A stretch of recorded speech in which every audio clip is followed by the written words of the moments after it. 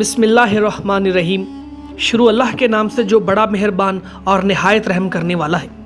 دوستو، اس تجویز کے بعد سرداران قریش ابو طالب کے پاس حاضر ہوئے اور بولے، ابو طالب، آپ ہمارے اندر سن و شرف اور اعزاز کے مالک ہیں۔ ہم نے آپ سے گزارش کی ہے کہ اپنے بھتیجے کو روکیے، لیکن آپ نے نہیں روکا۔ آپ یاد رکھیں، ہم اسے برداشت نہیں کر سکتے کہ ہمارے آباء و اجداد کو گالیاں دی جائیں، ہماری عقل و فہم کو حماقت زدہ قرار دیا جائے اور ہمارے خداؤں کی عیب چینی کی جائے۔ آپ روک دیجئے، ورنہ ہم آپ سے اور ان سے ایسی جنگ چھیڑ دیں گے کہ ایک فریق کا صفایا ہو کر رہے گا۔ دوستو، ابو طالب پر اس زوردار دھمکی کا بہت زیادہ اثر ہوا اور انہوں نے رسول اللہ صلی اللہ علیہ وسلم کو بلا کر کہا، بھتیجے، تمہاری قوم کے لوگ میرے پاس آئے تھے اور ایسی ایسی باتیں کہہ گئے ہیں۔ اب مجھ پر اور خود اپنے آپ پر رحم کرو اور اس معاملے میں مجھ پر اتنا بوجھ نہ ڈالو جو میرے بس سے باہر ہو۔ دوستو، یہ سن کر رسول اللہ صلی اللہ علیہ وسلم نے سمجھا کہ اب آپ صلی اللہ علیہ وسلم کے چچا بھی آپ کا ساتھ چھوڑ دیں گے اور وہ بھی آپ صلی اللہ علیہ وسلم کی مدد سے کمزور پڑ گئے ہیں۔ اس لیے فرمایا، چچا جان، خدا کی قسم، اگر یہ لوگ میرے داہنے ہاتھ میں سورج اور بائیں ہاتھ میں چاند رکھ دیں کہ میں اس کام کو اس حد تک پہنچائے بغیر چھوڑ دوں کہ یا تو اللہ اس سے غالب کر دے یا میں اسی راہ میں فنا ہو جاؤں، تو میں نہیں چھوڑ سکتا۔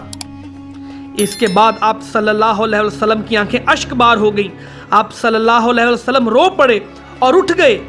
جب واپس ہونے لگے تو ابو طالب نے پکارا اور سامنے تشریف لائے تو کہا، بھتیجے، جاؤ، جو چاہو کرو، خدا کی قسم میں تمہیں کبھی بھی کسی بھی وجہ سے نہیں چھوڑ سکتا۔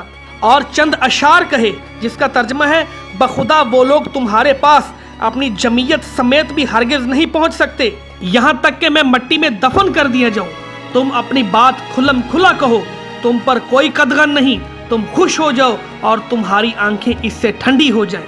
دوستو، اس کے بعد پچھلی دھمکی کے باوجود جب قریش نے دیکھا کہ رسول اللہ صلی اللہ علیہ وسلم اپنا کام کیے جا رہے ہیں تو ان کی سمجھ میں آ گیا کہ ابو طالب رسول اللہ صلی اللہ علیہ وسلم کو چھوڑ نہیں سکتے، بلکہ اس کے بارے میں قریش سے جدا ہونے اور ان کی عداوت مول لینے کو تیار ہیں۔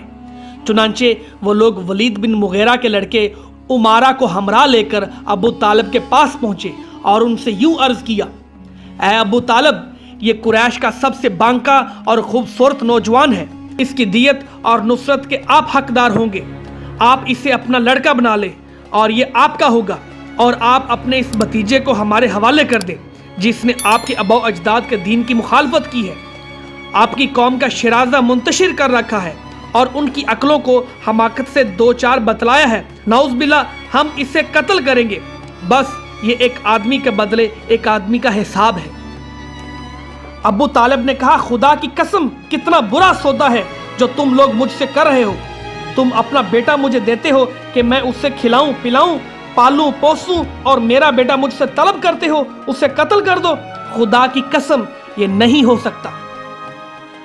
دوستو، اس پر نفل بن عبد مناف کا پوتا مطعم بن عدی بولا، خدا کی قسم اے ابو طالب، تم سے تمہاری قوم نے انصاف کی بات کہی ہے اور جو صورت تمہیں ناگوار ہے اس سے بچنے کی کوشش کی ہے، لیکن میں دیکھتا ہوں کہ تم ان کی کسی بات کو قبول نہیں کرنا چاہتے۔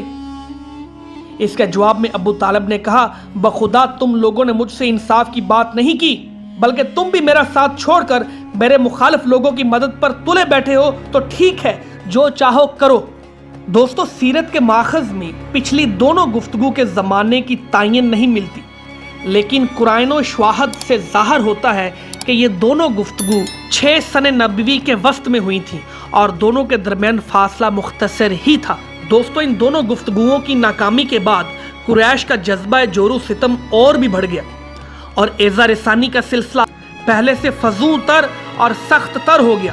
انہی دنوں قریش کے سرکشوں کے دماغ میں نبی صلی اللہ علیہ وسلم کے خاتمے کی ایک تجویز ابھری، لیکن یہی تجویز اور یہی سختیاں مکہ کے جان بازوں میں سے 2 نادرہ روزگار سرفروشوں یعنی حضرت حمزہ بن عبد المطلب اور حضرت عمر بن خطاب کے اسلام لانے اور ان کے ذریعے اسلام کو تقویت پہنچانے کا سبب بن گئیں۔ دوستو، جورو جفا کے سلسلہ دراز کے 1-2 نمونے یہ ہیں کہ ایک روز ابو لہب کا بیٹا عتیبہ رسول اللہ صلی اللہ علیہ وسلم کے پاس آیا اور بولا، मैं व नजमी इज़ा हवा और सुम्मा दना फतदला के साथ कुफर करता हूँ, और उसके बाद वो आप सल्लल्लाहु अलैहि वसल्लम पर एज़ा रसानी के साथ मुसल्लत हो गया। आप सल्लल्लाहु अलैहि वसल्लम का कुर्ता फाड़ दिया और आप सल्लल्लाहु अलैहि वसल्लम के चेहरे पर थूक दिया।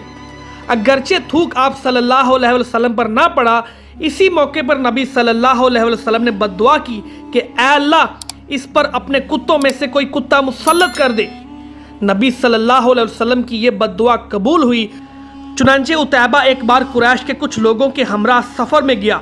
जब इन्होंने मुल्के शाम के मुकाम ज़रका में पड़ाव डाला तो रात के वक़्त शेर ने उनका चक्कर लगाया।